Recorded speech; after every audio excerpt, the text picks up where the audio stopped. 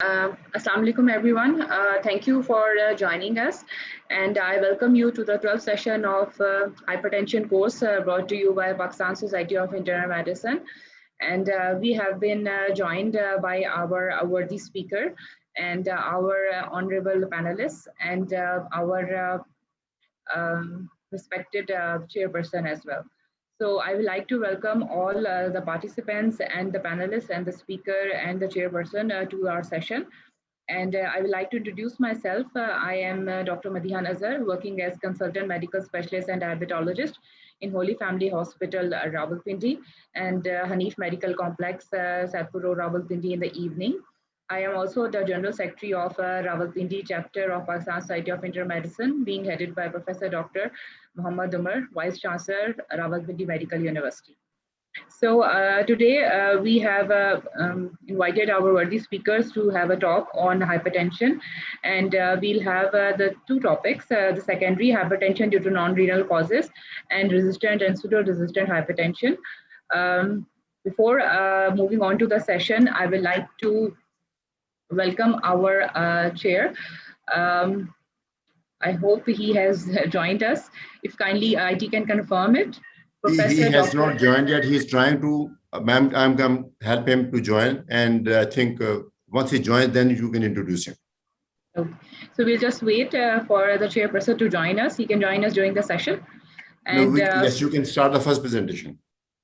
Okay, we're going to start the first session. Our speaker for today's session is Dr. Muhammad Imran Hassan Khan, and he is a professor and chairman of Department of Medicine, Medical Unit 1, Fatma Jinnah Medical University, Sir Ganga Ram Hospital, Lahore. He is also the chairman of Fatma Jinnah Center for Diabetes, Endocrine and Metabolism. He is FRCP, FCPS, MRCPS and MRCP from UK. He has a number of publications in both the national and international journals, and he has multiple audits being published in national and international journals as well. He also has been invited as speaker to multiple national and international conferences.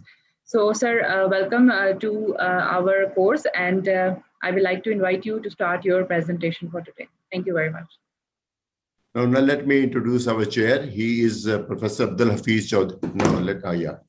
Professor Abdul Hafiz Chaudhry, and he is Head of Medicine, Cardiology, and Principal, Independent Medical College, Faisalabad currently. And he is former Professor of Cardiology, Punjab Medical College, Faisalabad, former Vice President, Pakistan Cardiac Society, and former General Secretary and President, Pakistan Hypertension League. So he is well-renowned cardiologist, and we are very, very honored to have him as a chair today. Professor Hafiz, thank you. Welcome. Thank you very much for making so much. Thank you. IT department, please run the pre-test poll of the first speaker. Okay, sure. All attendees to respond to these questions. Okay, sir. I would like to invite our speaker to kindly start his presentation. Bismillahirrahmanirrahim, and I hope you can hear me clearly as well.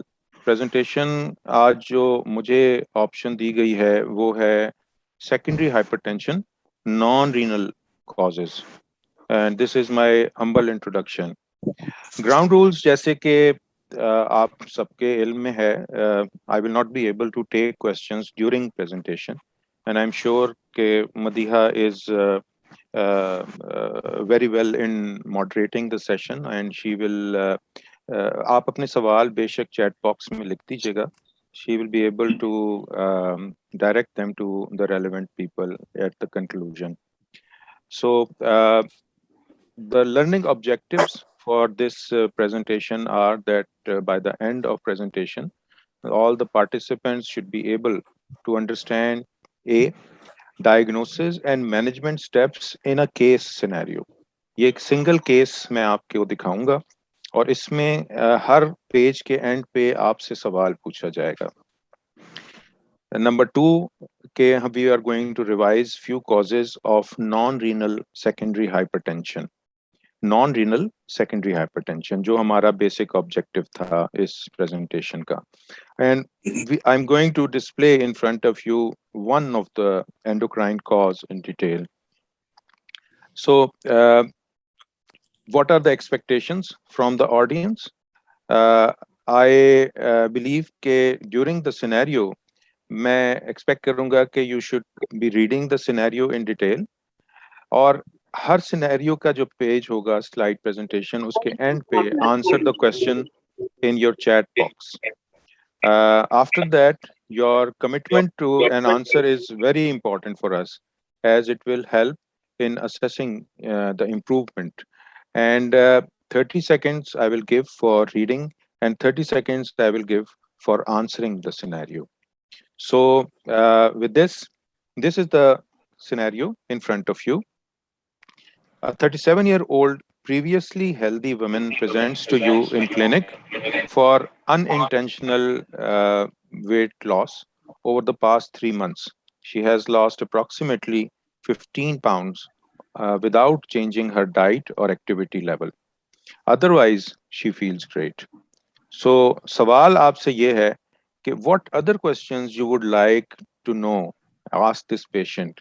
So I would request you to, if you can jot down few things in your chat box, so that we are able to see कि आपके जहन में क्या मजीद सवाल हैं जो इस patient से पूछे जाना चाहिए. You have got 30 seconds.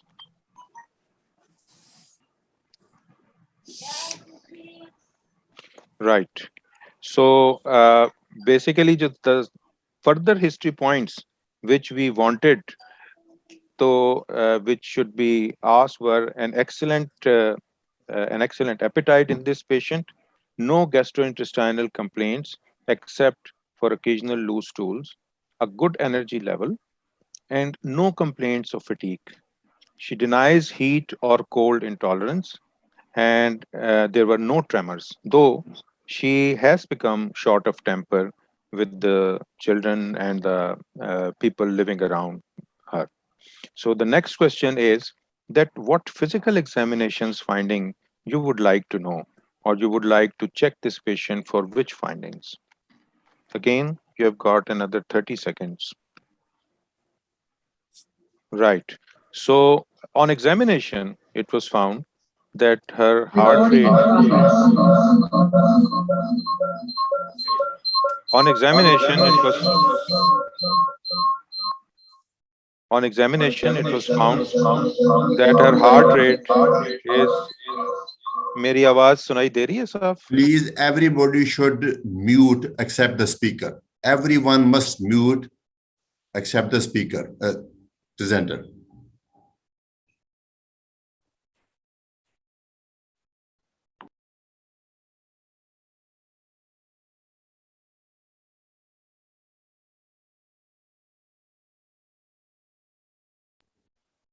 जी मेरी आवाज सुनाई? आपके पास दो माइक तो नहीं ऑन? आपके पास दो माइक तो नहीं, दो डिवाइसेस तो नहीं on?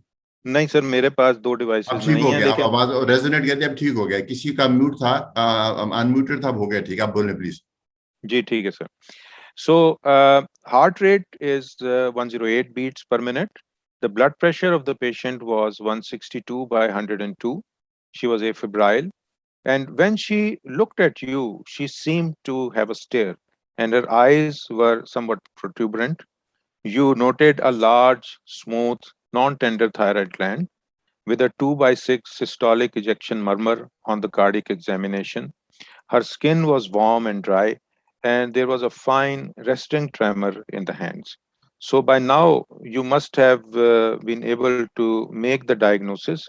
The questions are that what is the most likely diagnosis? How could you confirm this diagnosis? And what are the options for the management? So I'm just going to give another 30 seconds to you to write down the diagnosis, your investigations, and the treatment options. Right. So the answers are that the diagnosis was Graves' disease. The investigations which should be done in this patient include TSH and free T4 levels with a thyroid scan and autoantibody levels. The treatment which can be offered in this patient is antithyroid drugs with or without beta blockers, because beta blockers would be symptomatic in her case.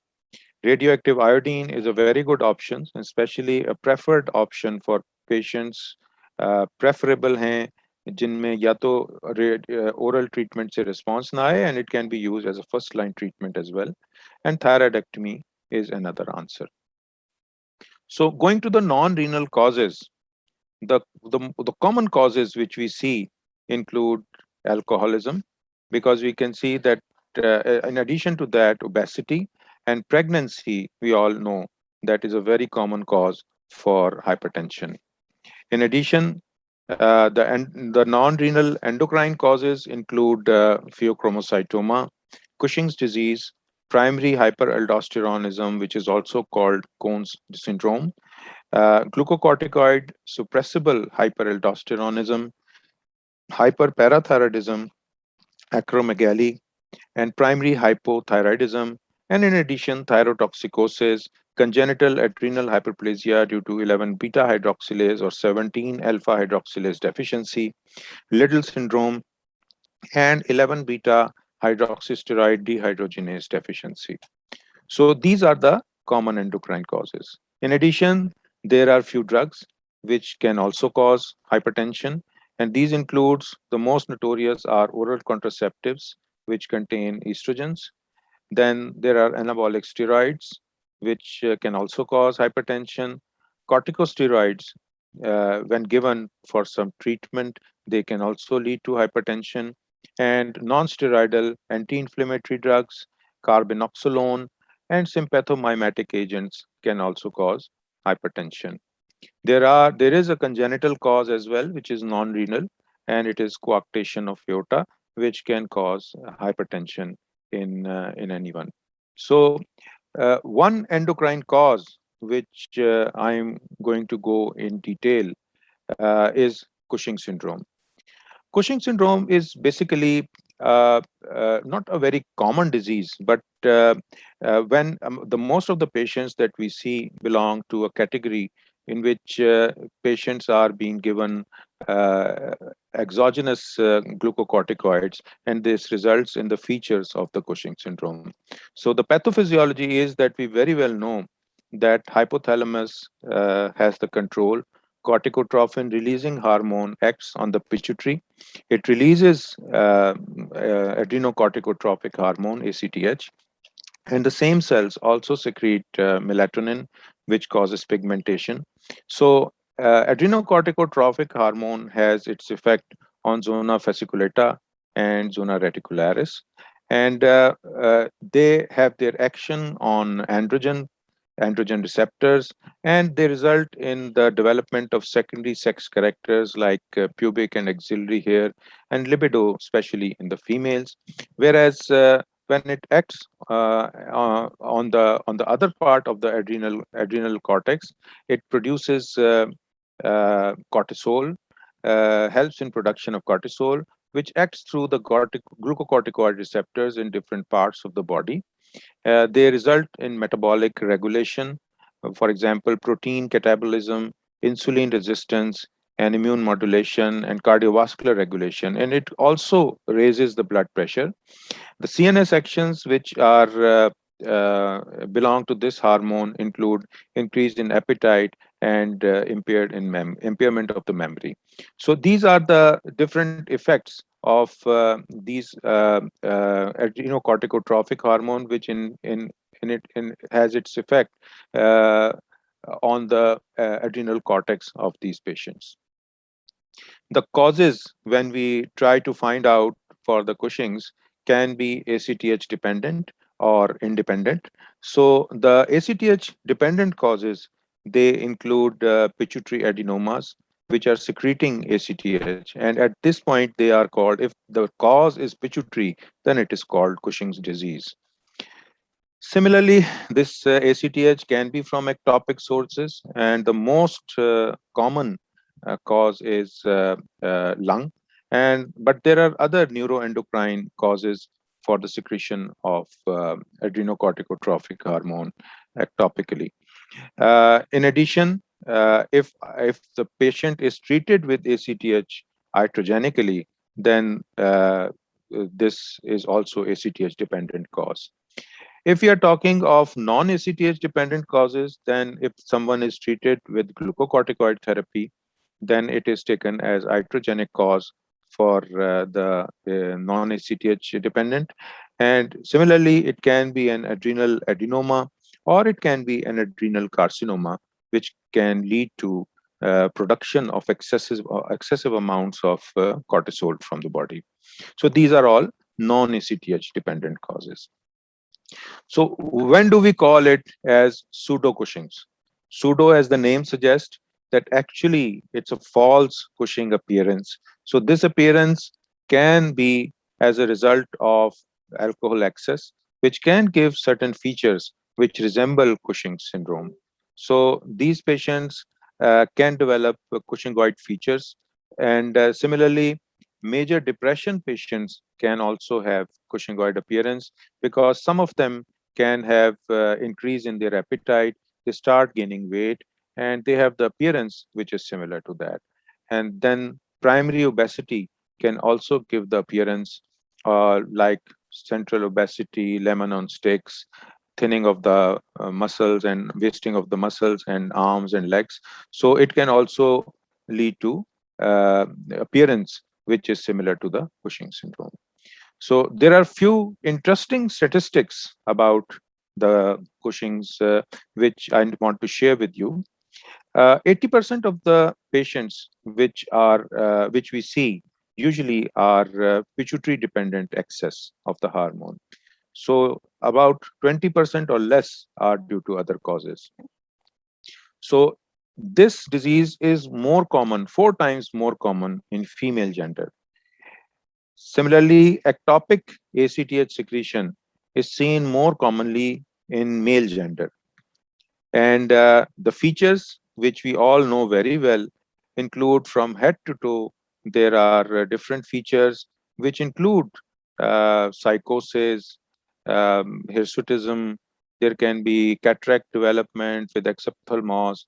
There can be acne, plethora, moon face, buffalo hump, blood pressure, which can be temporary as well as permanent. There can be peptic ulcer formation. Patient can lose height due to backache and compression fractures.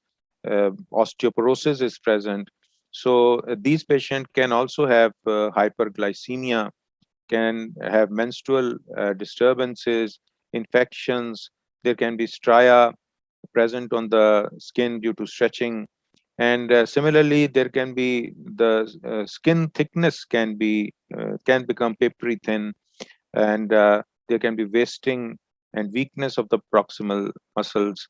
Easy bruisability may be present, and uh, easily patients can break their bones, long bones especially, and these patients have tendency of poor healing of wounds, as well as the inflammatory response is usually very slow in these patients. So this is the typical appearance of someone who has got Cushing's. So what are the different investigations that we can do for these patients? When we are suspecting that this can be Cushing, then we first need to confirm this with our investigations, whether this is actually Cushing or not.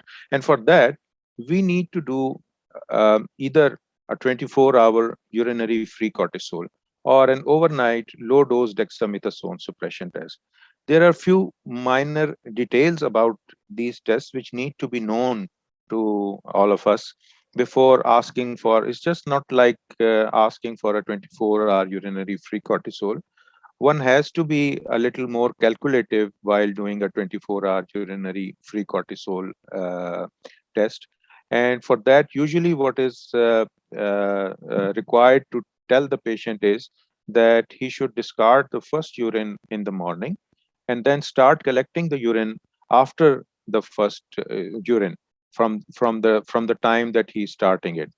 Or and then when he is actually ending, then he should add after 24 hours, the first urine should be added in the next morning. So in this way, it can be a fair 24-hour collection of the urinary free cortisol. Similarly, low dose dexamethasone suppression test can be done overnight small dose of dexamethasone can be given, and then the sample can be collected in the morning according to the circadian rhythm of the cortisol. If Cushing's is not excluded, then we can go for a 48-hour low dose dexamethasone suppression test, and then the cortisol level uh, uh, can be the sample can be taken. Here I would like to mention that there is a possibility that a single reading may not be able to detect the elevated level, and it does not rule out that the absence or presence of a disease. So it is always wise to have a very close eye on the symptomatology of the patient and repeat the test if possible after some time if the test results are in a zone which is not clearly indicating that this patient has got Cushing's or not.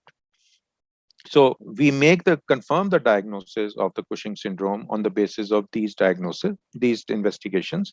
And once that is done, we need to find out whether this patient, where is the cause in this patient, whether this is ACTH dependent or it is independent.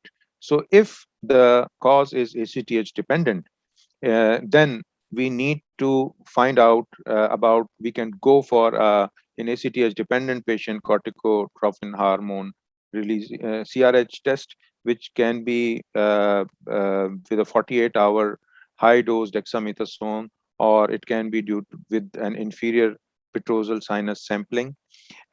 We can find out if it is high, then we can try to find out whether it is a pituitary source or an ectopic source. The pituitary source, usually for that, we need to do an MRI pituitary. And for the ectopic source, we should do a chest X-ray or a CT chest or abdomen, and the tumor markers can also be done. And multiple venous sampling for ACTH can be done from the different sites of those organs where the blood supply is coming, and the ACTH hormone level can be detected. Another important point here is that usually the ectopic source, when it is present for the ACTH, it is usually markedly high as compared to the pituitary source. So if the ACTH levels are very high, then most likely the source could be ectopic. For adrenal causes, which are basically ACTH is not detectable in these patients, we can try to go for adrenal CTs or adrenal vein sampling, which can give us a fair idea whether this patient has the levels of the cortisol high locally, and what is the status of the adrenal glands on the radiology. So going to the management, we can I would like to just tell you that there is a 50% 5-year mortality in these patients, and mostly the management is surgical treatment, and the medical treatment is usually given few weeks prior to surgery. And similarly, the drugs which can be given in these patients include the metiropone and ketoconazole. So, I mean, the prognosis is probably not very good in these patients, and the option for the treatment, majority cases, stays with the surgical. But the medical treatment can be given pre-surgery as well as post-surgery. So the doses of the medication should be titrated with 24-hour urinary cortisol levels. So if the Cushing disease is present, then it should go for, because it is a pituitary cause, so it should go for a transsphenoidal surgery. There is a 80% cure, which is experienced with the experienced hands. And the bilateral adrenalectomy should be one of the options if after the transsphenoidal surgery, the patient is not responding. But this bilateral adrenalectomy can result in a darkening of the complexion of the patient, which is probably due to the excessive secretion of the ACTH from the pituitary, because it was already tried and it's not responsive. So we know that from the pathophysiology, that melanin is being secreted by the same cells from the pituitary. So it results in blackening of the skin. So uh, prevented by it is prevented by radiation, and if adrenal tumors are present, then laparoscopy or loin surgery should be attempted. High rate of recurrence is common. Radiotherapy, chemotherapy, and similarly mitotain or adrenolytic drugs improve the survival. If ectopic ACTH source is present, then localizing the tumor is very important along with the bronchial carcinoma. So, sir, if ectopic ACTH syndrome is present, then localization of the tumor is very important. Unless that is done, it is unlikely that patient is going to respond to the treatment. And one of the main cause is bronchial carcinoid. So these tumors should be isolated through investigation, and then appropriate management should be done.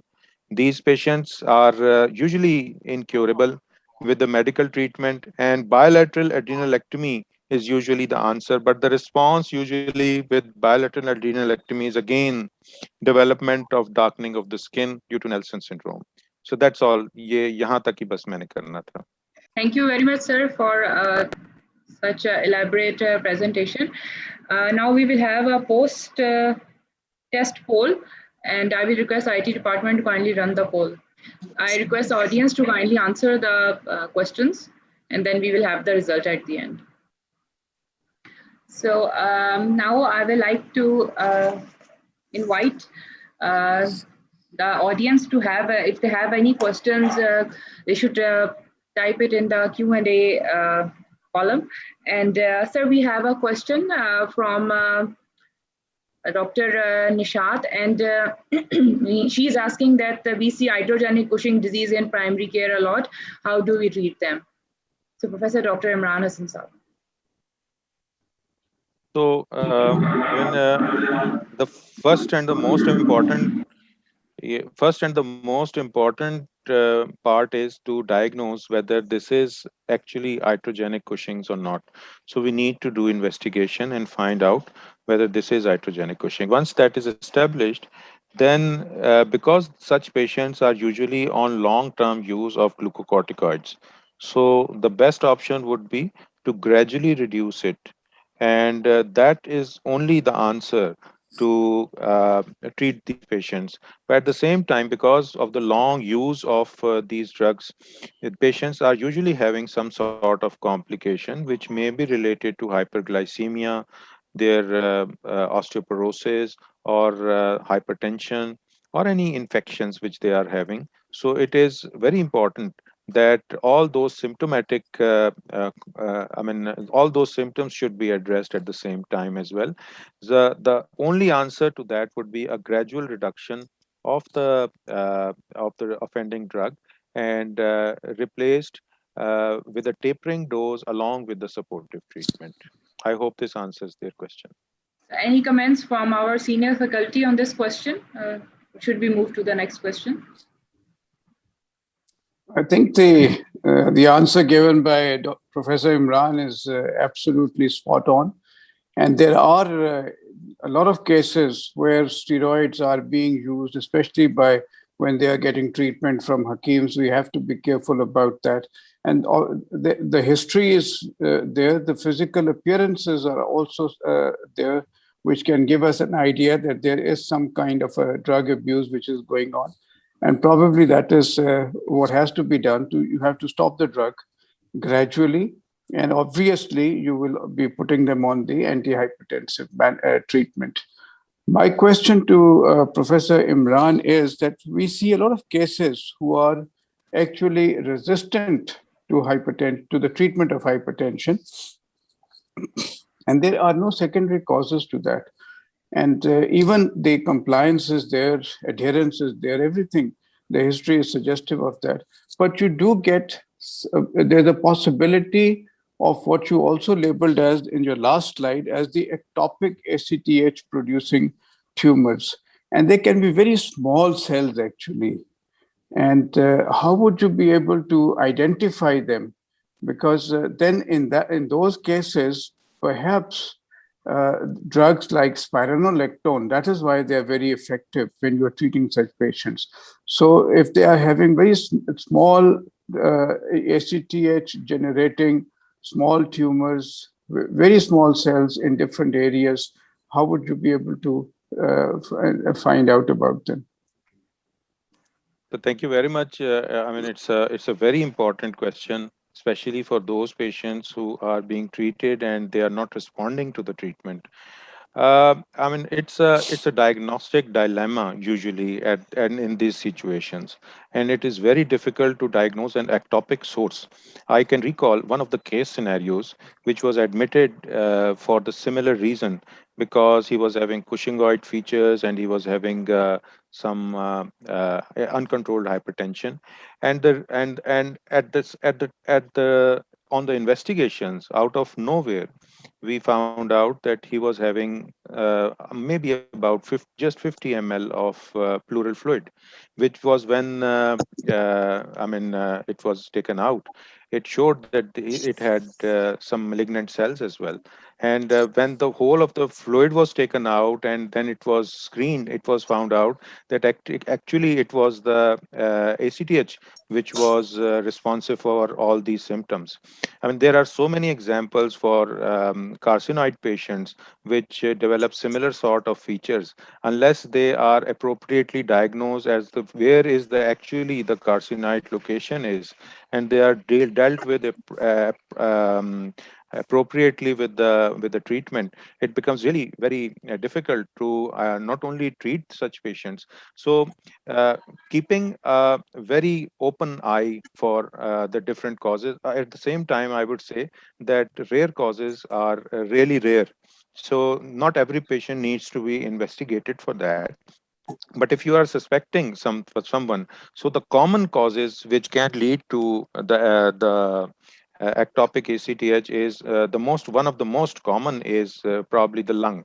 So it should be investigated along with the other features, which especially with the enterogastrointestinal tract, Exactly. which probably has different hormones which can lead to similar sort of features. So that Im- has to be kept in mind. Imran, May perhaps I think Tariq, just give me 1 minute. I, I think as far as the diagnosis in such situations, which are patients who are very resistant to treatment, probably where facilities are available.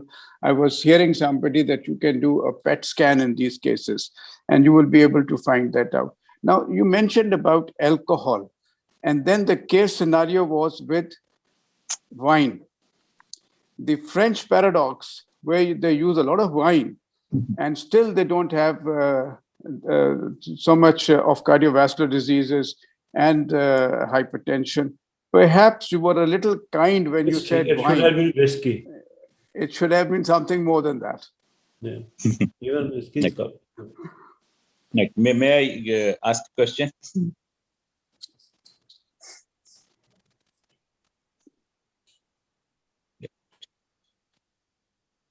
Hello? Go ahead, please. Yes, please go ahead. All right. Okay. Kindly Imran, introduce yourself. Please, Dr. Tariq. Right. Yes, sir, please. Professor Tariq Wasim, who is the Ruhe Rawa of PSIM. One of the Ruhe Rawa. That's kind of you. Imran, but I mean, since most of our audience is general practitioner and probably the junior doctors as well, so I want to I mean, listen from you exactly. When should they suspect a secondary hypertension, at least, and some kind of a minimal screening? Of course, it's not a very common cause. One of the situation Professor Qureshi already mentioned, resistant hypertension can be one reason to suspect a secondary cause. But apart from that, there are few slight markers or some biochemical test, the minor ones, which probably can be helpful for our junior doctors that when to investigate in detail. So may I have a few of comments on that when should one suspect that a non-renal cause of it, right? But like if they find that there's an inequality of pulses, if they find that the hypertension started in a very young age, or if it has started in a very old age. So maybe a few comments from Imran as well. Sir सारी तो आपने बता दी हैं, मुझसे क्या पूछ रहे हैं sir?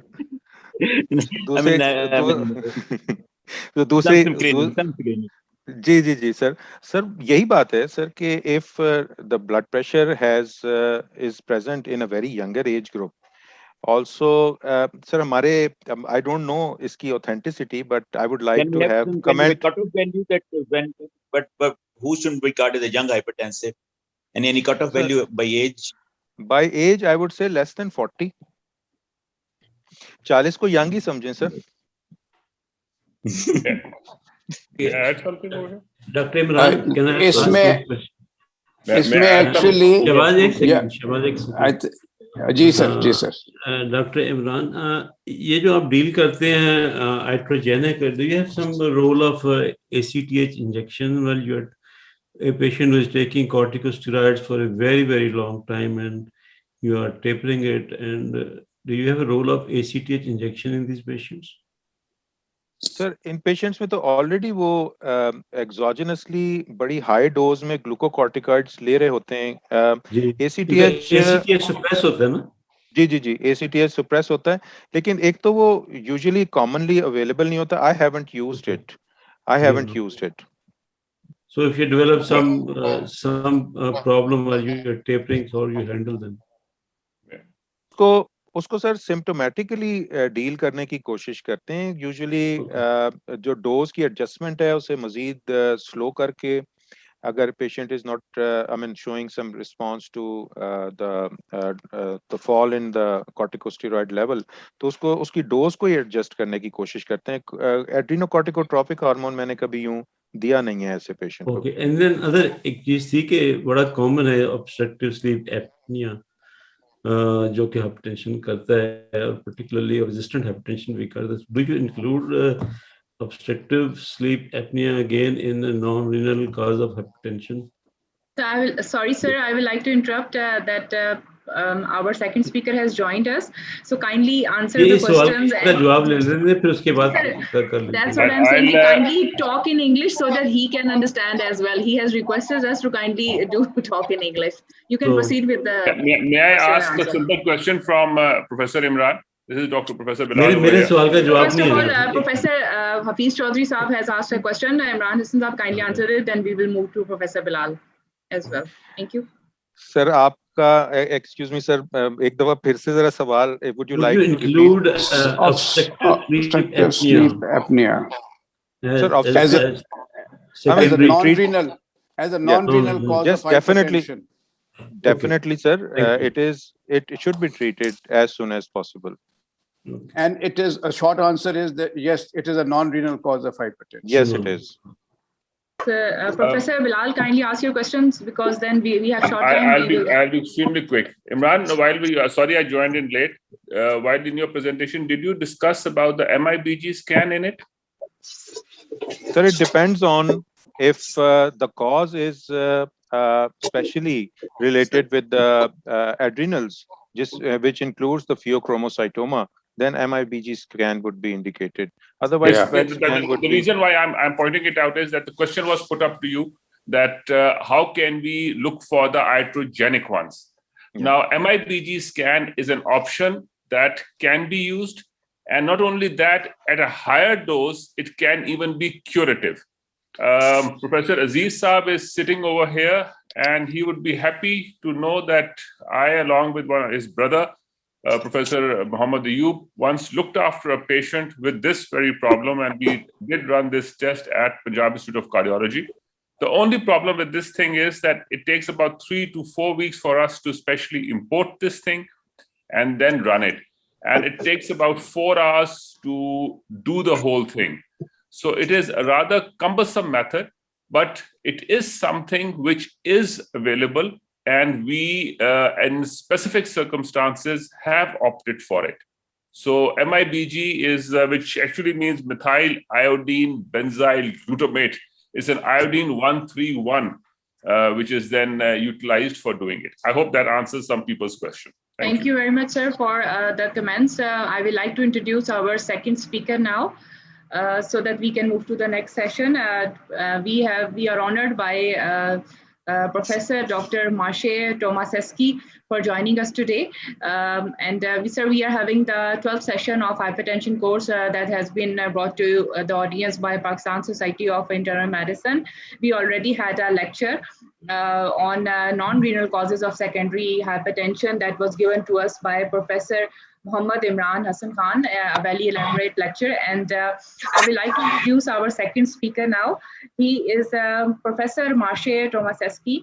He is the professor and chair of cardiovascular medicine at the Division of Cardiovascular Sciences, University of Manchester, United Kingdom.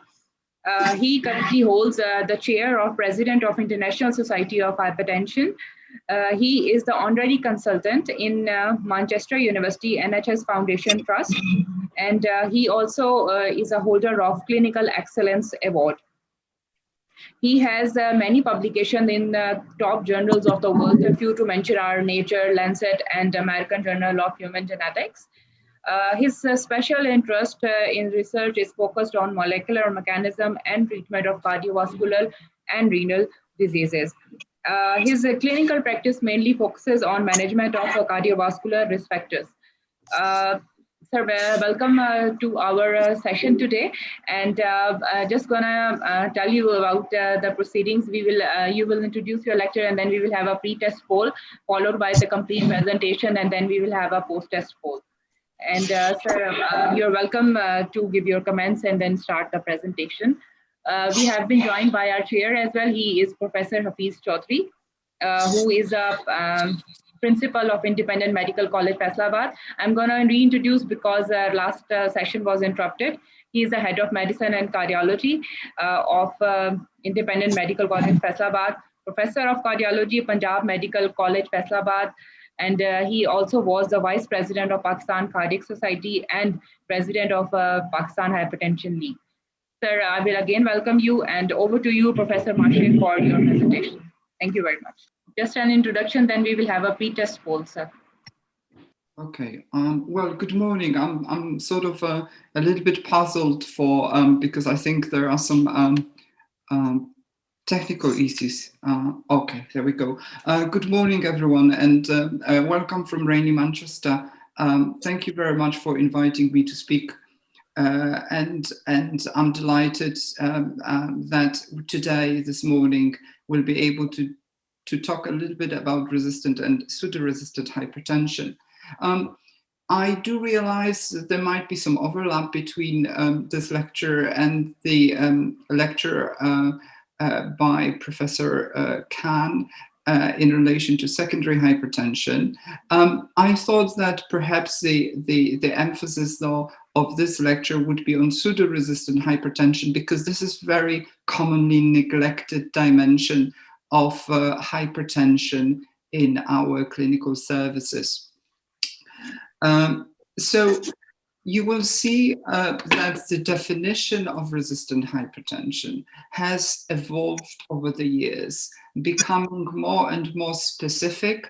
And perhaps the implication of this definition becoming more and more specific is that actually more work is now needed to establish a diagnosis of resistant hypertension. So in 2013, it was fairly simple.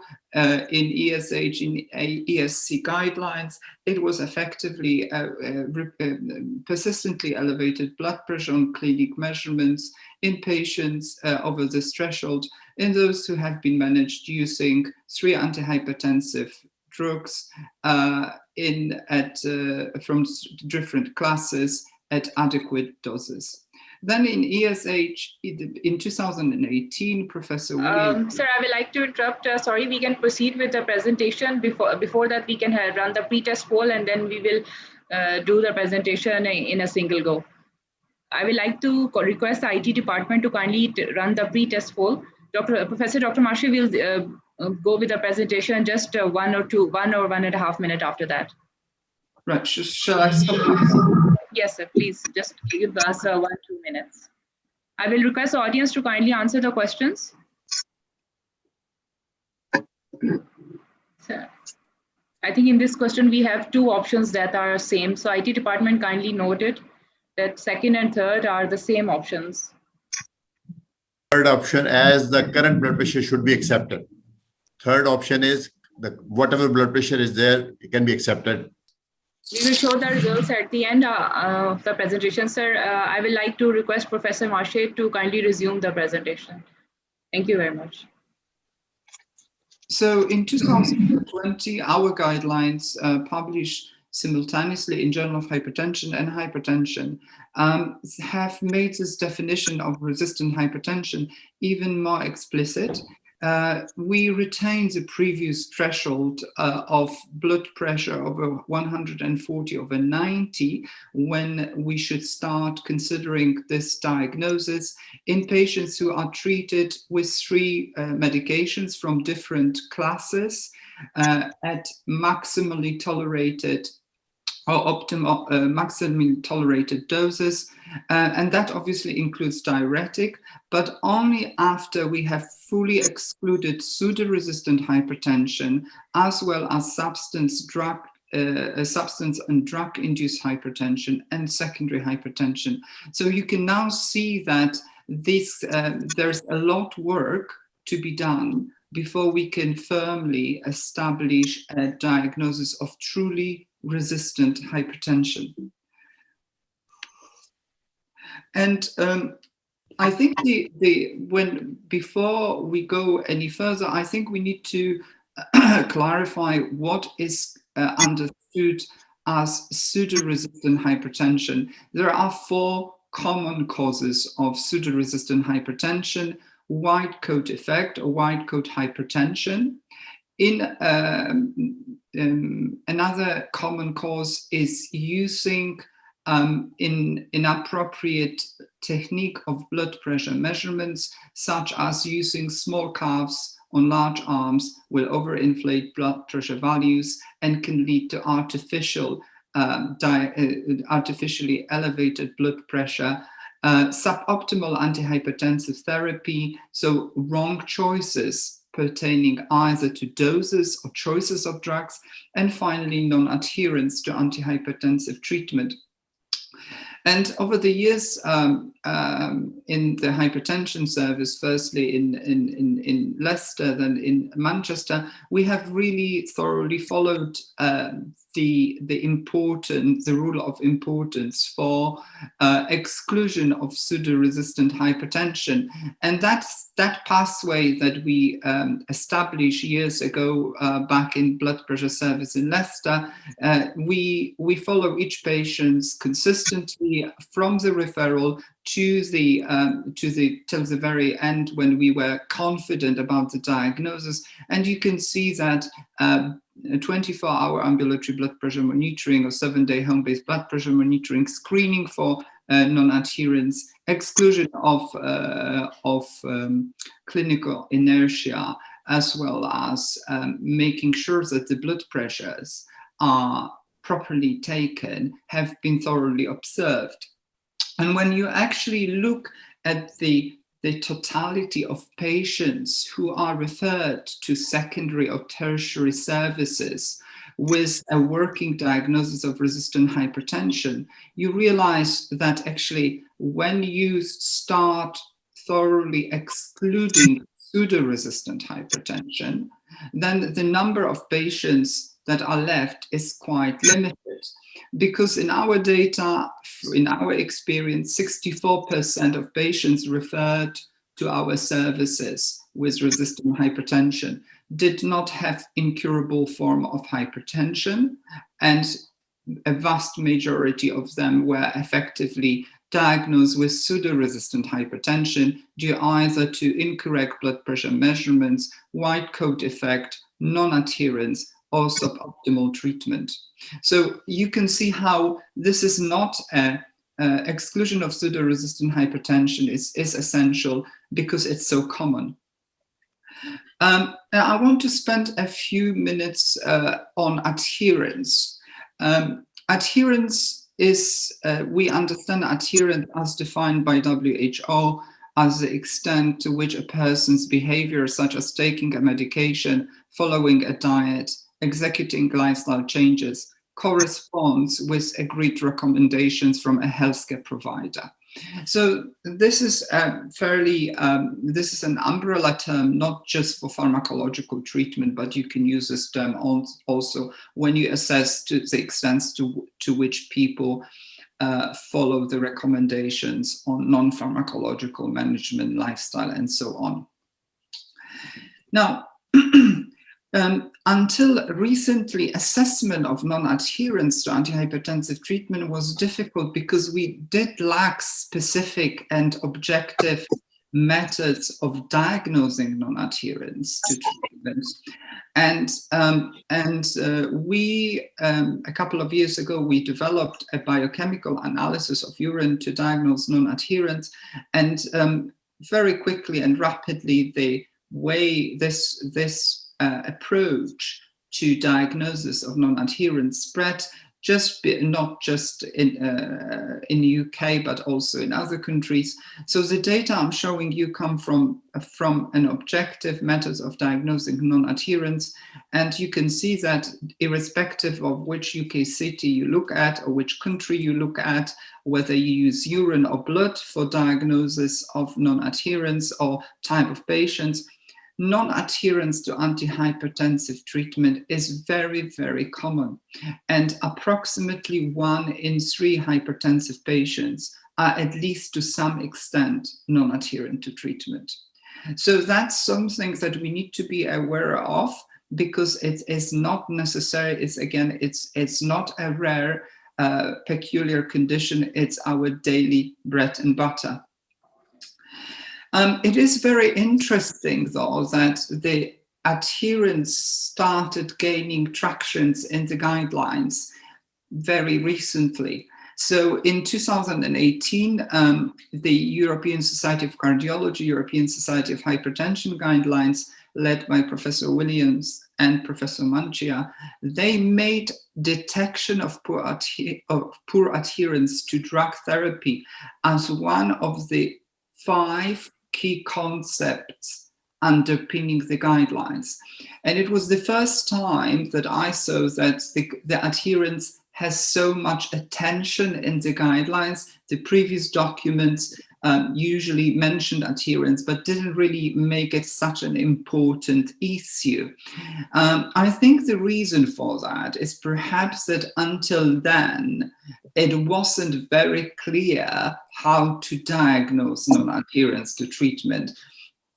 And 2 years later, I speak as the president of the ISH, so International Society of Hypertension Guidelines, really dedicated a specific section to adherence to antihypertensive treatment. And that was recognized by the editorial written together with publishing those guidelines. And those who have written this editorial, they recognize the importance of this concept and difficulty we as clinicians face, firstly, when diagnosing non-adherence to treatment, and secondly, when we have to deal with a non-adherent patient. And so that's very important that we keep talking about adherence, because it's a multidisciplinary topic and it does require a lot of cooperations between clinicians, psychologists, pharmacists, nurses, and most importantly, patients. So when you look at this list, methods to detect non-adherence, you might think, oh, well, we have quite a good number of ways to diagnose non-adherence. But the reality checks that most of those methods are not perhaps ideally suited to do that with the rigor this diagnosis requires. So we can certainly rely on our own impressions and diagnose patients based on our perception. The interviews and questionnaires really rely entirely on the willingness of our patients to tell us they are non-adherent. Before the era of biochemistry, we used in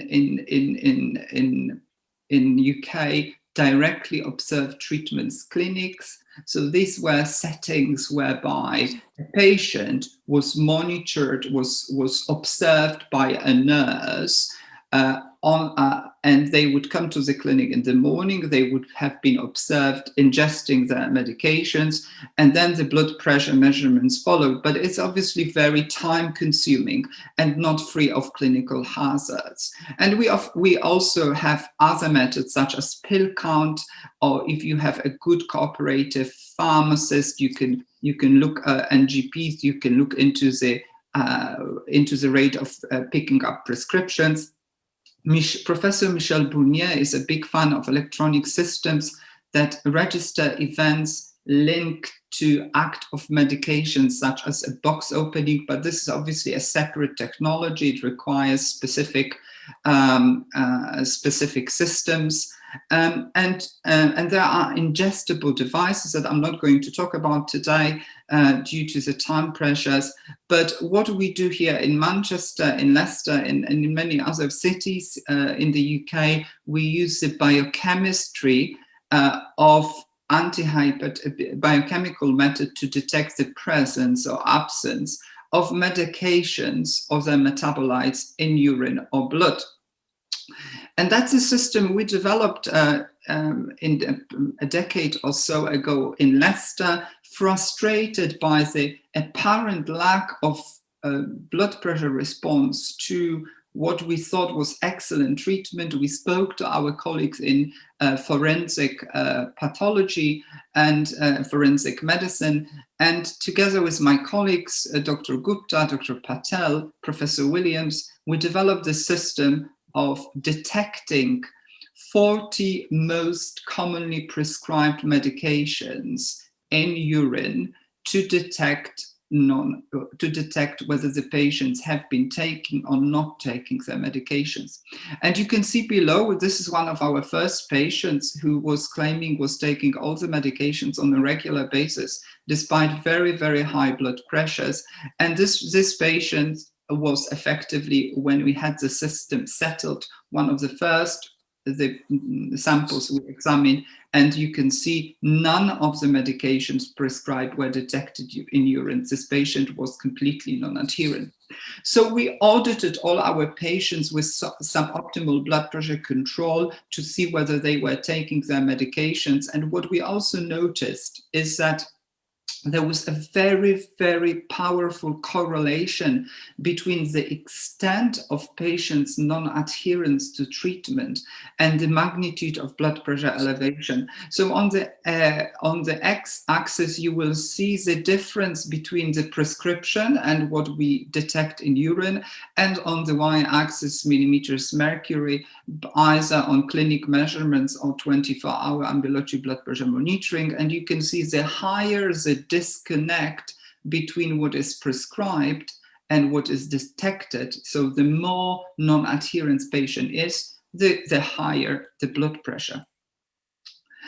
And what we also noticed over the years when dealing with non-adherence patients, we've noticed that the higher the number of prescribed antihypertensive medication, the higher the rate of non-adherence. This data come from the largest analysis done by urine biochemistry on over 1,000 patients from 2 countries, and in UK and Czech Republic. And this was done as a part of Drs. Gupta and D here in Manchester. And one doesn't have to be a statistician here to immediately notice that the higher is the number of prescribed antihypertensive, the higher risk of being non-adherent. So that patients who are on 5 or more antihypertensives, you can be a majority of them will be at least to some extent non-adherent to treatment. And that's one of the most practical lessons that I would like everyone to take from this lecture, that if you have patients with suboptimal blood pressure control and they are on 5 or more antihypertensive medications, please remember that one of the most reasonable and the most likely diagnosis is a non-adherence to treatment. And we've been looking into what predicts non-adherence, and the results that we see from this data set, and I would say the advantage of this data set is that this is probably the largest data set of patients with objectively confirmed non-adherence. What we see in this data set is that people who are younger and women have higher risk of non-adherence, and this is true for both UK and Czech Republic. So this comes from 2 independent data sets. And obviously age and sex are some non-modifiable risk factors for non-adherence. But when we looked into all of those risk factors for non-adherence together, you can see in those 2 data sets, you can see that a very powerful modifiable risk factor of non-adherence is the number of medications. And this is very clear that independent of age, sex, and diuretics, number of prescribed antihypertensive medications stays as an independent risk factor for non-adherence to antihypertensive treatment, which obviously has some practical implications. I personally was a little bit surprised that diuretics' position as a risk factor for non-adherence was not as strong as I expected, perhaps. But you can see we didn't see a very persistent or very clear independent signal for class of antihypertensive medications as a predictor of non-adherence. Diuretics were probably the worst or the most high, showing the most significant association with non-adherence to treatment, but compared to the other risk factors, it wasn't a very strong signal. Okay, but what we also noticed in this data set, that the patients who come back to the clinic and have repeated analysis of urine to screen for non-adherence, we've noticed that their adherence improves on subsequent urine tests and the blood pressure drops. On average, by the 3rd appointment, so if someone had 3 consecutive urine tests and was initially non-adherent, we've noticed that by the 3rd appointment, the blood pressure drops up to 20 millimeters mercury in systolic blood pressure. So that's a very powerful drop in blood pressure in those patients who were initially non-adherent to treatment. And so we started thinking that the reason why the patient's blood pressure drop upon initial urine analysis is because they are becoming adherent, and they are becoming adherent because we discuss the results of the urine test with them. So this is how it works. The patient comes to the hypertension service here in Manchester, Birmingham, or Leicester, and their urine sample is, this is a spot urine sample. You don't need much. You need probably 50 mils. Goes to the lab where it is examined by liquid chromatography coupled with mass spectrophotometry analysis. The results are created by the lab. They are vetted by a senior biochemist and returned to us as a yes, no answer. So the yes, a drug was detected, or no, the drug was not detected.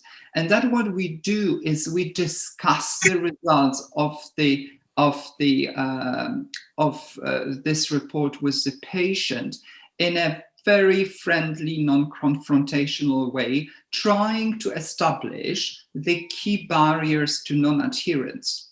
as a result of this discussion, we usually make changes in antihypertensive treatment. So you can see this in this slide that the urine test here is used not only as a diagnostic approach, but also as a foundation of a management strategy.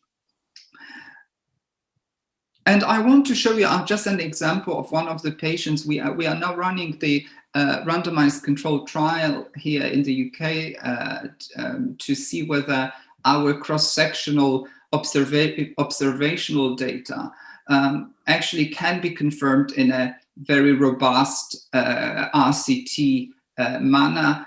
So we are recruiting adherent and non-adherent patients into this trial, which is run here in 8 centers as outreach study. And I want to show you just a snapshot of one of those patients who was as a part of that we've seen as a part of the study.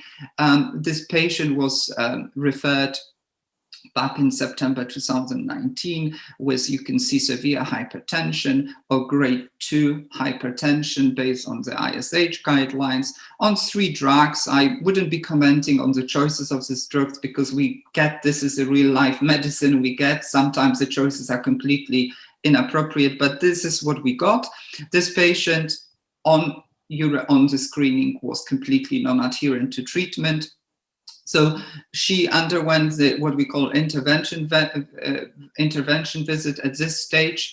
During this visit, her blood pressure was consistently elevated. And you can see that what happened between visit 1 and visit 5 is that the GP escalated her treatment.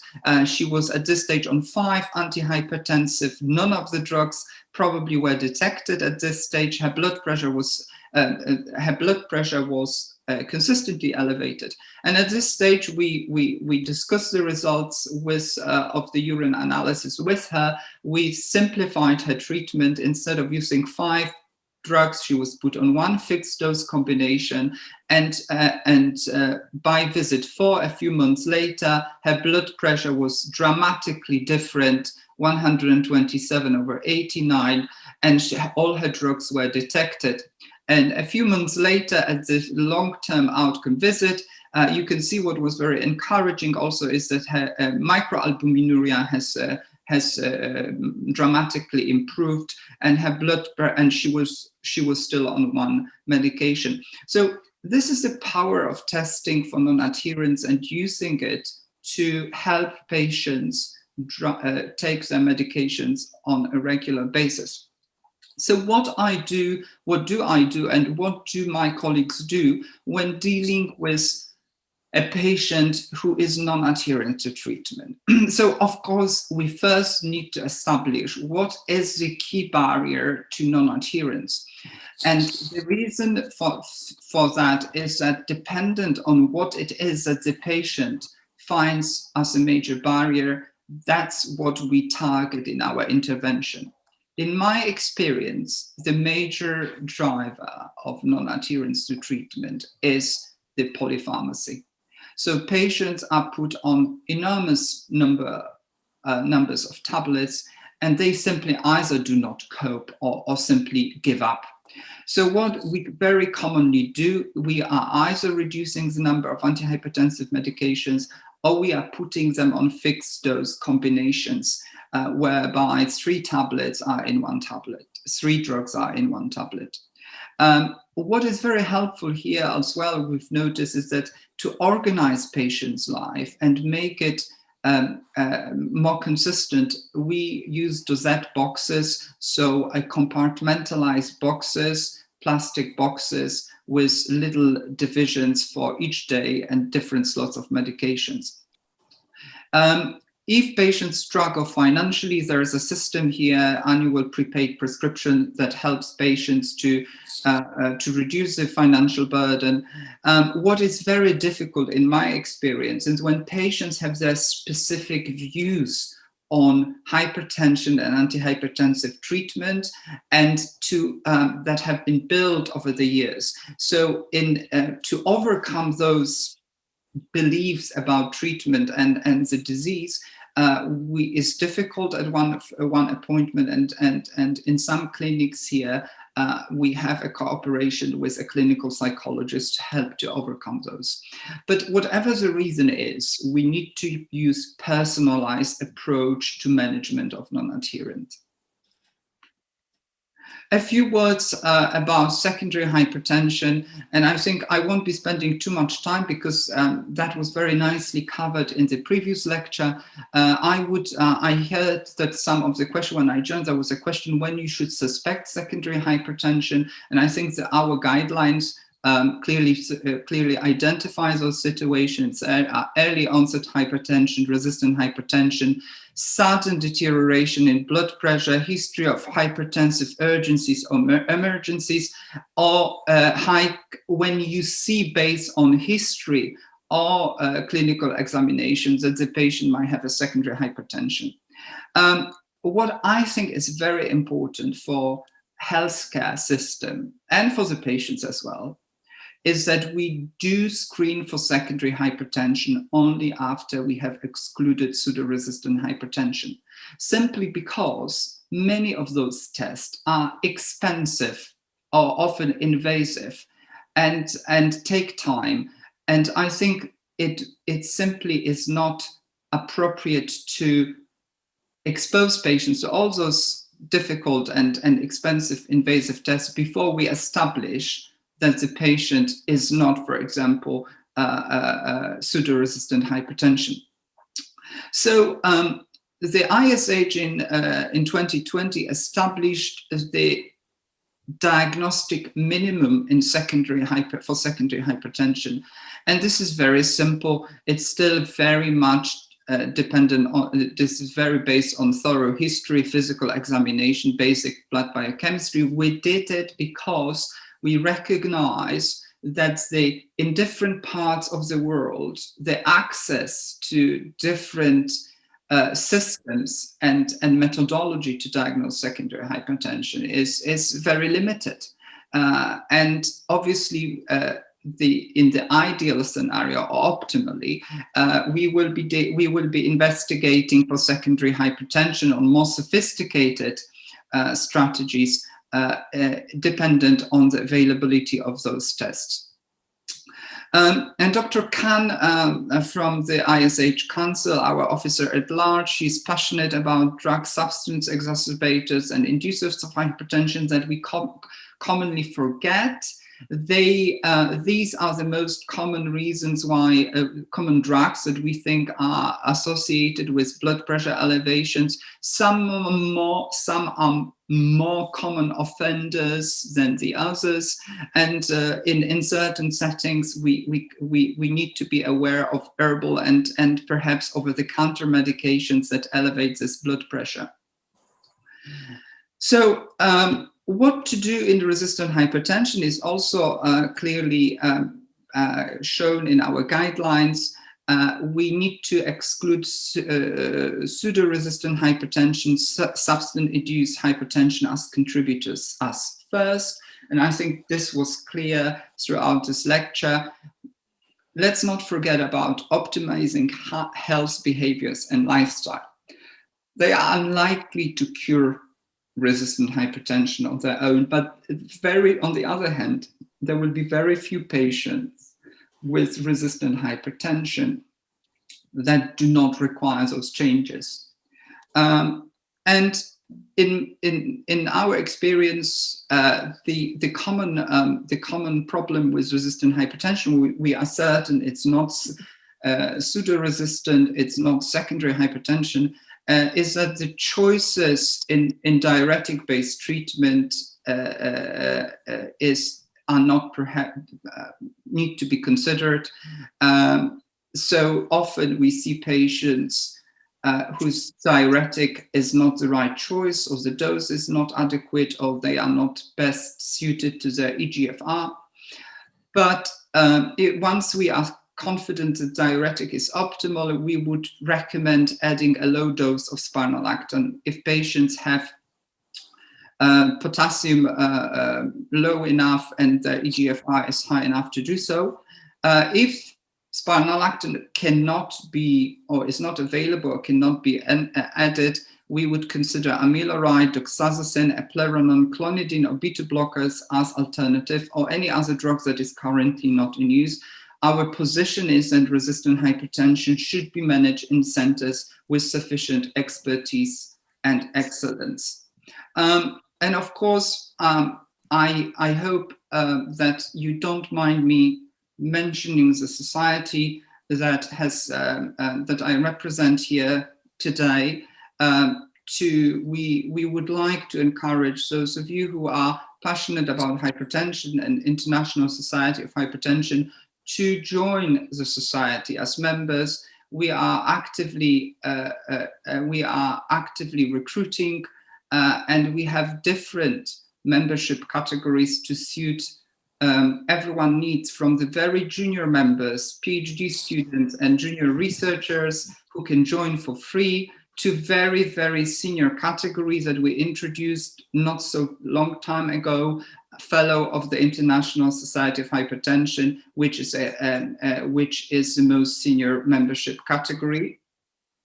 And of course, while we are still dealing with the pandemic around the world, we do hope that this year will bring some peace that we all require in our lives. And then next year, when we hopefully will live in a better and safer world, we will be running our ISH 2022 meeting in face-to-face, and then we will be able to meet our friends and colleagues from around the world again as normal as before. Please join us in Kyoto in 2022, and we promise to have an exciting and intellectually stimulating meeting.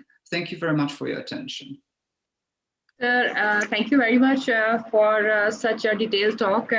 We had a very elaborate session on the underlying etiologies of resistant hypertension, and it was really amazing to see how technology has been put forward to detect the pseudo-hypertension causes, and it's an entirely new concept. But we hope that you have opened the door, and we'll also get in touch with our labs to get these tests done, because compliance is an issue the worldwide here as well. We give 3 medications, they take 2 medications, we give 150 dose, they take half dose. So these things happen, and we all face it during our clinical practice. Okay, thank Sir, you. Thank you. Our chair would like to ask a question, Professor Saab. Go ahead. Thank you, Professor Masic, for an excellent presentation. I just want to know how often you find the pseudo-resistant in your geriatric population with non-compressible brachial arteries, and do you measure intra-arterial blood pressure in those patients, or how do you diagnose resistant, pseudo-resistant in that patient? Sorry, in which patients? Very elderly population with calcified brachial arteries. Mm-hmm. So in patients who are with these conditions, I don't think there is a very the kind of golden standard of undertaking screening for screening for a pseudo-resistant hypertension. We generally follow the standards of diagnostic standards that we have for other patients. We are obviously aware of the potential difficulties in obtaining accurate blood pressure measurements, but I am not aware that of any specific set of rules to screen for pseudo-resistance other than the ones that we have available. Okay, thank you. Thank you so much. May I, this is Professor Bilal. Professor M, how are you?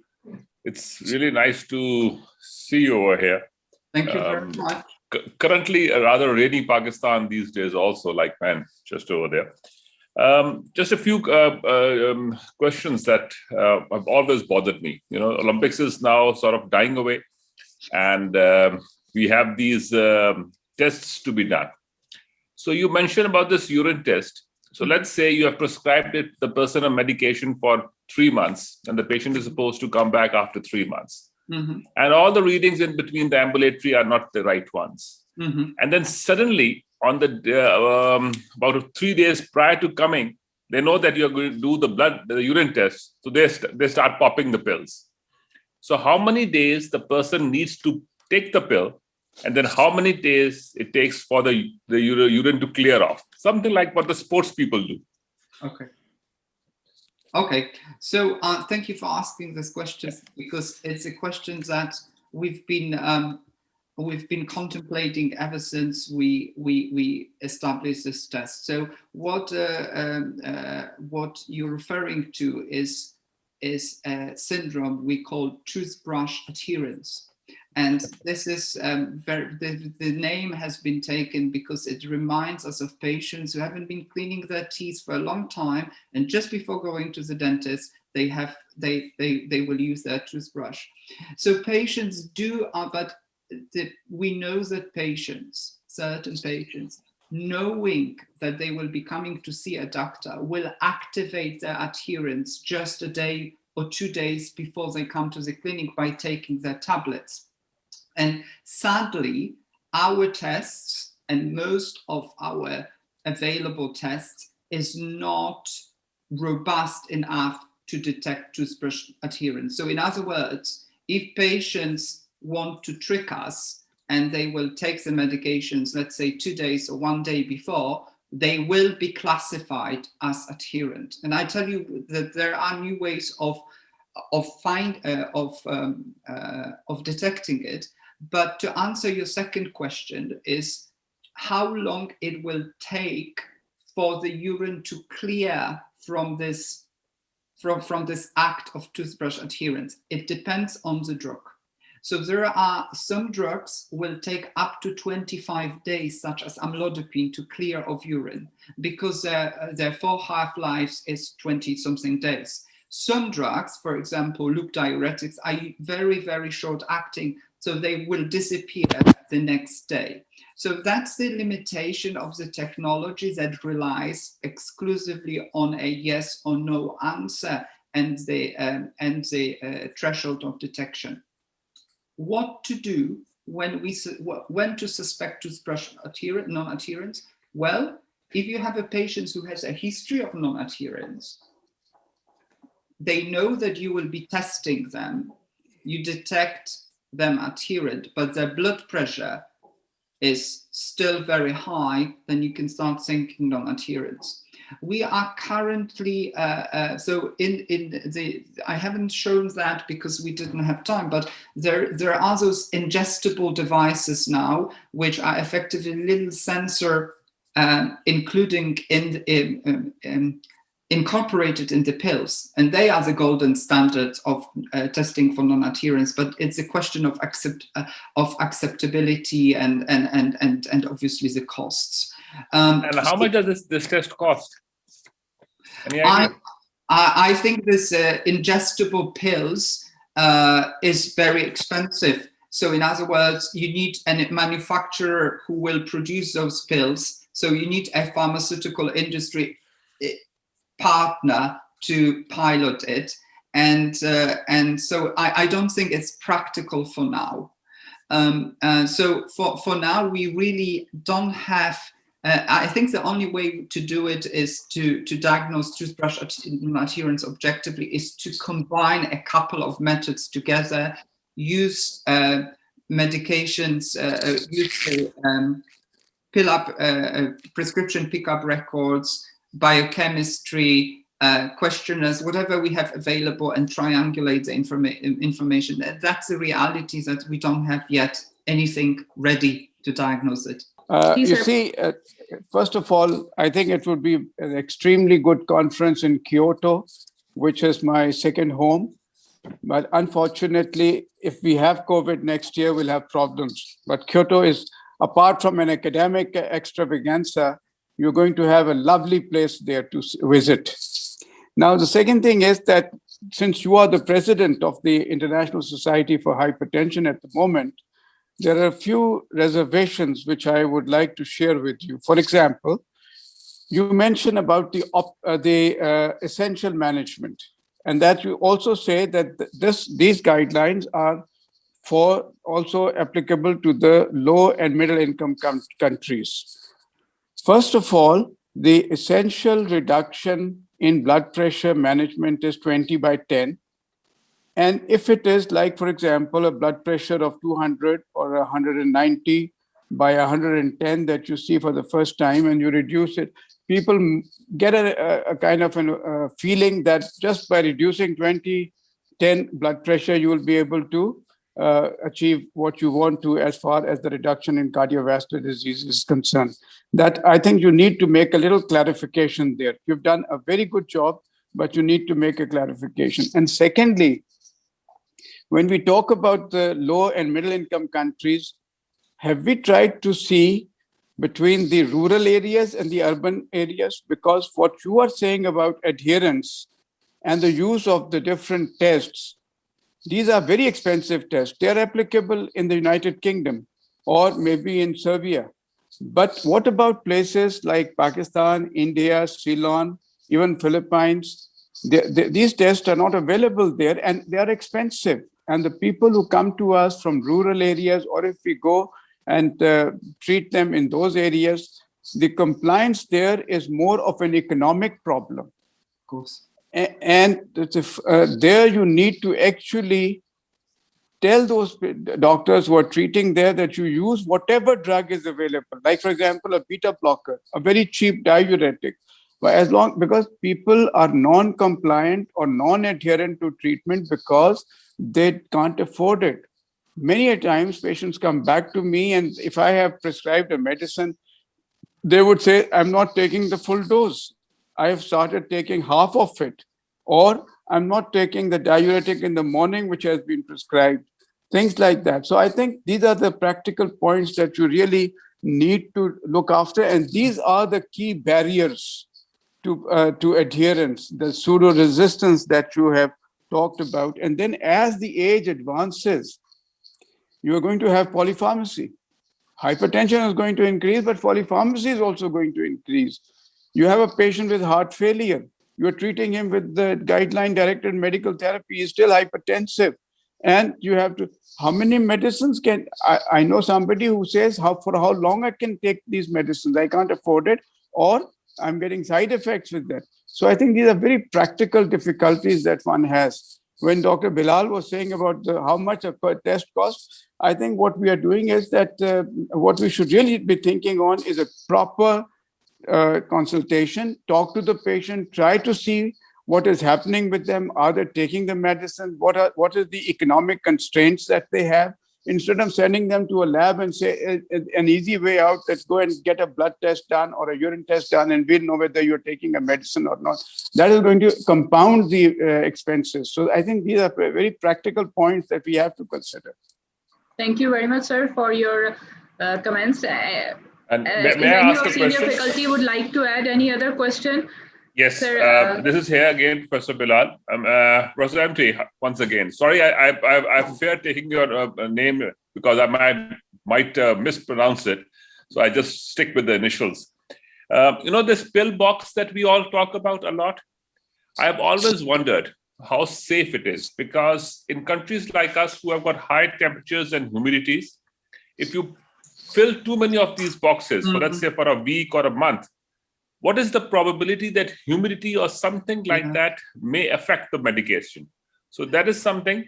And since I may run out of time, another thing is that one of the speakers in our meetings, one of earliest had commented that he is not too keen about the sodium level, while you are. And that's what I thought, that, when serum sodium levels are of a lot of importance and we need to look at it. But his opinion was that it's the whole serum level, is a whole body sodium, and you can't check. And the last thing is about the Kyoto bit. We were supposed to be there in Glasgow this year, and even for that matter, the last year. But this year, of course, and last year again, the COVID hit us very badly. And of course, there were travel restrictions and the meeting got called out.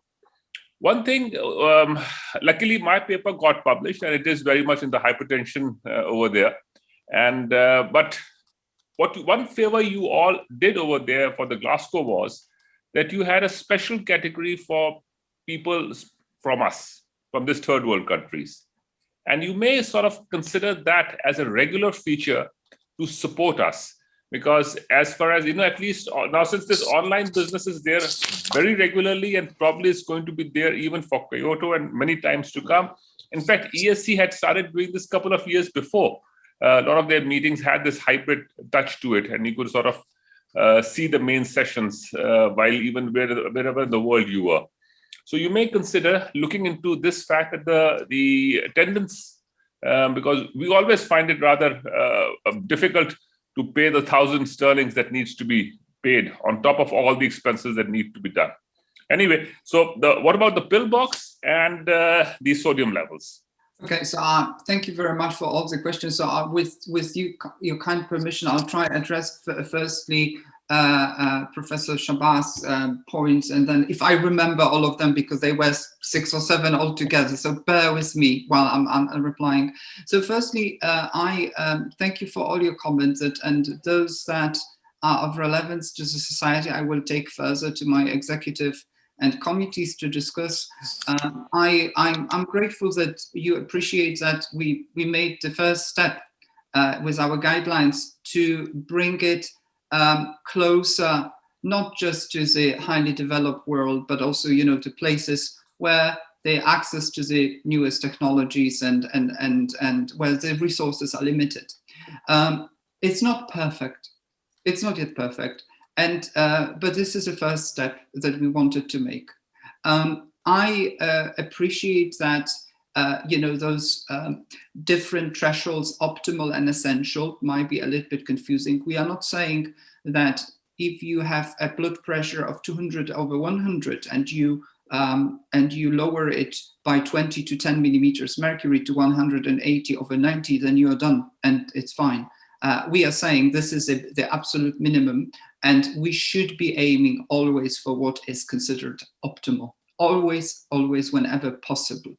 Now, the access to I completely agree with you that the reasons for non-adherence will be different in different countries, in different parts of the world, and I completely sympathize with the economics as the driver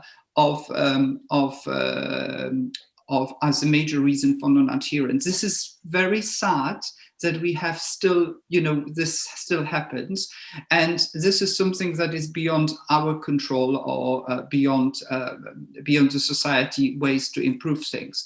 One thing I should say, though, is that the society is a part of the Coalition for Access, NCD coalition. So this is for access to basic medications around the world. So this is under the umbrella of the WHO, and they are advocating to make certain medications, certain basic medications available everywhere. In terms of how to deal with patients who suffer economic hardship as a reason for non-adherence, I don't have an easy answer. Here we have some support from the government and from the system to overcome these problems.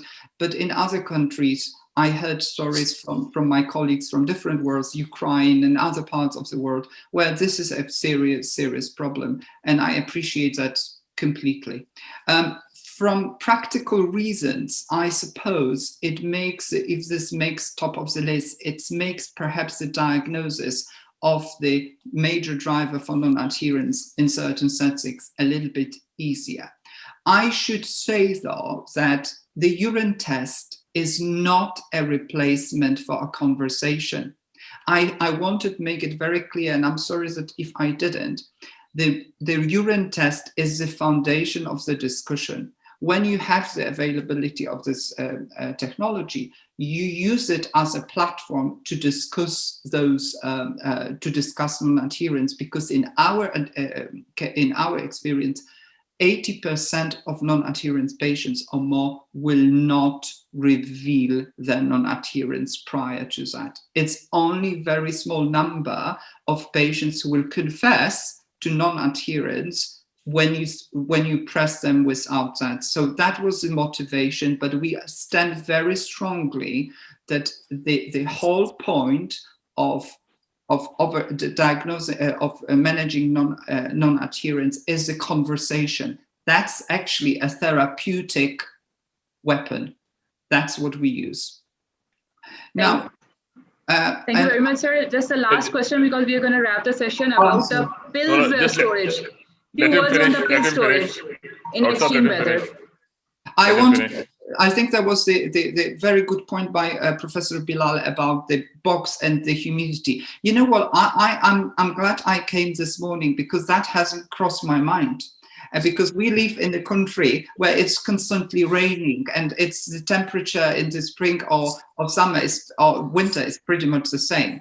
But I think so it didn't really. From top of my head, if there is instead of tablets, if there are capsules, I would imagine they will be safer in this box. If, for example, drugs such as verapamil or diltiazem, at least in this country, come either in capsules or in tablets. So anything hygroscopic perhaps is not as safe. Secondly, I wouldn't recommend doing it in this case for longer than 2 or 3 days, filling up those plastic boxes, and definitely not for a month. It would be interesting if you let me know actually that it is if the box really lets these tablets to absorb water. I suspect that in certain cases, if it is very tightly sealed, it will be safe. And finally, I don't know whether putting the box into some dry storage would help, just from top of my head, because I've never had. What we do over here is that, just a second, doctor. What we do over here is that you know, a lot of these antibiotics, they have those brown tab, and they have those small inside dehumidifier bags, small like pillowcases that I call them, and I place them inside, and that at times does the trick. One thing about the sodium level, could you like to talk about that a little bit? Sodium level, remind me, what was the question? You know, we do our sodium levels, and there are ones who have got a sodium level of 135 to 140, and others have up to 150 even. So which are the ones who are going to be the ones who are going to respond to sodium restrictions? The one who are already at 135, or the ones who are, you know, hitting 145, 150? So that is the thing that I've always wondered. Yeah, I still, we don't use sodium levels as to guide us in terms of the how to optimize non-pharmacological management. We mostly use that in hypertension service to check, for example, whether the patient had side effects to diuretic-based treatment. My general position is on sodium intake, be reasonable. In terms of if someone, we should all reduce the intake of salt to different to specific minimum recommended by the guidelines. Don't add the salt on food when you have it. It's enough sodium in the food we eat to maintain us. If the sodium is low in blood, it is very unlikely that the reason for that is that they are not taking enough sodium, because, as I said, there's enough sodium in food to keep us going. And there is a problem. Either they are on a diuretic, or they have SIDH syndrome or something else. So that's, for me, it's more of a diagnostic clue to follow rather than the way to sort of channel people into intake of salt-specific strategies. And I would like to once again reinforce the idea. Just a second, please. Session, because the chair has to leave. Doesn't make any difference. Professor Hafiz Chaudhry Saab, I will request kindly to summarize the webinar and give you a take-home message. First of all, I would like to thank the organizers for inviting me to attend this very, very important session, which generated a lot of questions, and you can see the interest by our worthy the experts. They are still asking questions because it's the importance of the talk which generates. I think Professor Imran rightly highlighted the secondary causes of hypertension, and again Professor Marshall rightly highlight the non-adherence, I think, which is the most important cause of resistant hypertension in our population. I think we cannot order urinary drug levels in our population, but I think what we can do is just counsel a patient, talk to a patient before we are writing the prescriptions, and then prescribe cheap medications, keep in mind drug interactions, and use combination therapy as Professor rightly highlighted. Again, I think home blood pressure monitoring is very important in our subset, and if you're finding resistant hypertension patients, and keep an eye on secondary causes also at the end. At the end, when you have ruled out the non-adherence and other causes. And the other important thing is tailoring the diuretic therapy. I think these patients usually have a high aldosterone level and high sodium level. They are volume overloaded. Most of them, they are volume overloaded. So if you increase the dose of diuretics, particularly spironolactone, I think that is very helpful. And in CKD patients, you use furosemide. I think that will help in these patients also. So all in all, it was a very good discussion, and thank you very much for inviting me. Thank you. Thank you very much for to the audience, for the patient listening, for the panelists for joining us and taking their time out of their busy schedules, for the speakers who have honored us with their presence. And now I would like to thank our sponsors, the ATCO Pharma, who has been kind enough to arrange this session for us. And we will have our next session of hypertension course on low renin hypertension and pheochromocytoma on 15th August. So the request to the audience to kindly join us again. And with this, I would like to conclude today's session. Sir, any... while we are concluding, since the session has been concluded, so that part is done. So Professor MD, just before we sort of really go off, you very kindly did mention about the fact that, these 3 drugs and 4 drugs and 5 drugs, actually what needs to be sort of be stated clearly is that you're not talking of the number of drugs, you're talking of the number of pills to be taken. So because when you go to that polypill, you have actually shifted from 3 drug, you've brought it into a 1 pill. And that is the thing which has made the difference. And but of course, that is not always 100% true, because at times you need to give those short-acting calcium channel blockers, and they have to be given in a different methodology, especially for the renal patients. But of course, the point is extremely important, and these are the things that we need to sort of cut down. The recommendations actually is that a lot of this medication comes from the developed world, and ISH can sort of give a recommendation to a lot of these countries like ours that they can sort of influence them. Just to give you an example, the Walmart has got the amlodipine, the Norvasic, at an extremely low cost, because in each country they have got pockets of poverty, and each poverty is poverty at the end of the day, no matter where in the world you are. Yeah. Thank you. Thank you very much. So just to close the session, I know that the discussion is already after, but I appreciate that. I should mention that the ISH will be will start working on a paper on fixed dose combinations.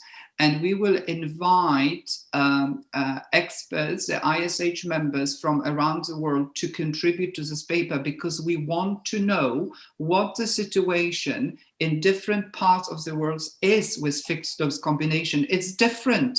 In Europe, it's different, as Professor Bilal says, in Pakistan, and it's different in China. So what we want to do is to consolidate the insights through our regional advisory groups and our members to get this insight into the paper. And this is led by Professor Williams, and we will soon be inviting expression of interest. Please do remember that we have 2 regional advisory groups open for your views, for your input, and for your expression of interest. So one is led by Professor Ishaq from Pakistan. He is chairing the regional advisory group.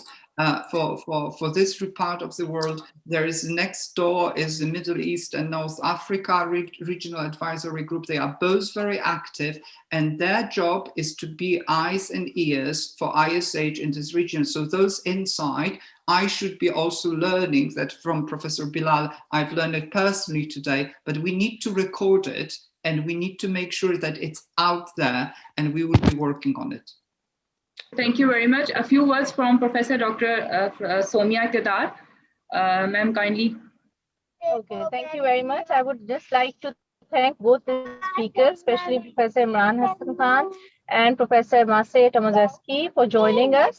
And I want to thank all the audience for being so patient and attending these sessions regularly. And thank you for joining in the second international conference of Pakistan Society of Internal Medicine. I just wanted to inform that all these sessions are available on our YouTube channel of Pakistan Society of Internal Medicine. So those of you who keep sending me messages to please send you the link or recording of the session because you missed them, they are available on YouTube on our channel, Pakistan Society of Internal Medicine. We will also be uploading all the sessions of the second international conference on our YouTube channel. So please subscribe to our channel, which is Pakistan Society of Internal Medicine on YouTube. Thank you, everyone. And special thanks to our chair, Dr. Hafiz Chaudhry, for joining all the way from Faisabad. And thank you very much for being a patient audience. Thank you, Madiha, for your excellent moderation, you, and ETCO for your collaboration in this wonderful course. Thank you. So I will say goodbye and Allah Hafiz to everybody. Thank you very much. Bye-bye. Bye-bye all. Allah Hafiz. Goodbye. Allah Hafiz.